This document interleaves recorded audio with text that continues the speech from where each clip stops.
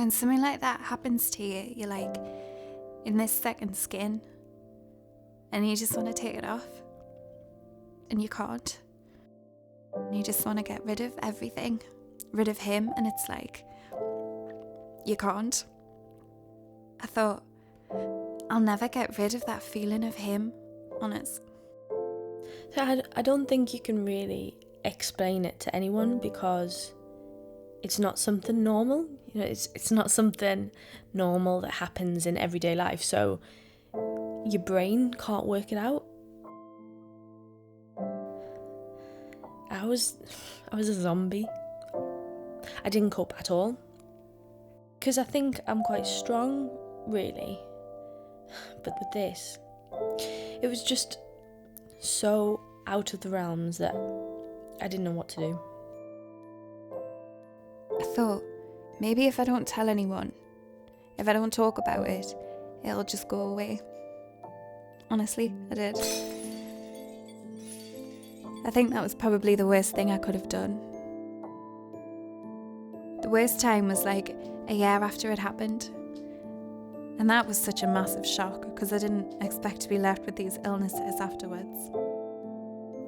I was so worried that everyone was looking at me. Like I had this big flashing neon sign over my head. But then I also remember thinking, how has it come to the fact that I'm a rape victim? How? Like, really? It shouldn't have happened to me. Well, it's not just the rape, it's everything afterwards. What comes with it. It's like dominoes. It just keeps coming and it knocks you down. I remember thinking, you know, counselling's not for me. It's airy-fairy and it's just going to be dream catchers everywhere and incense. And you just think, you know, it's not for me. I remember my first session. It was in a very hidden place, very discreet. Hi there. Have you got an appointment? Yeah, I'm here to see Louise. Yes, I'm Louise. Come on in. We're just along here. I thought I'd come in and be sat with a load of other people and have to wait for my name to be called out and everyone would know. But I was like, am I the only person here? So today is what we call a referral meeting. So I'll need to get a bit of information from you, and then you'll have a chance to ask me any questions that you want.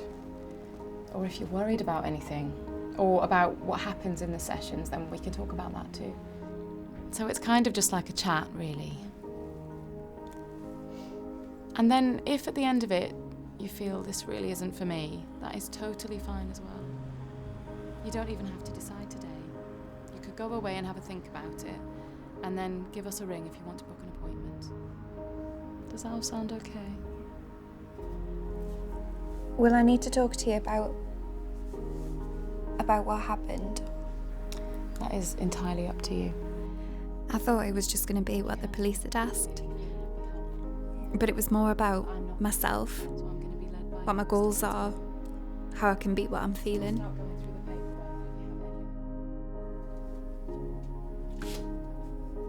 Hello. Hello. How are you this week? Yes, I'm good, thank you. You'd go and you'd ring the bell, so you always felt secure. And I always knew once I was there that I was safe. Something does feel different today. Do you know what? I have been sleeping better. And school was better this week because obviously with the inspection. It was almost like Louise wasn't seeing anyone but me. It was just this one-to-one time with this person. You didn't feel like there was another 100 people on a list. I was just getting her full attention. You'll never guess where I've just been. Where? So I went out with my mum today. Oh. She said she wanted to take us out and get some new stuff. And we went for a coffee and that. And we didn't even fight. Wow, Lucy. My experience here, as in with the service, I think if it wasn't for this service, I think I don't know where I'd be. When I left, I felt relieved, like a weight had been lifted each time. Now when I come, I can almost walk out with a smile on my face and think, I've achieved something today.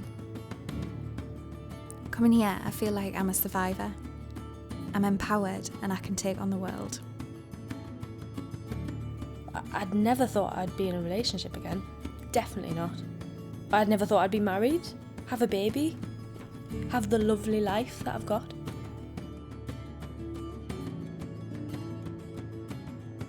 I still have dark days. But, you know, some days the sun will be shining and I think, this is a good day and I'm happy to be here.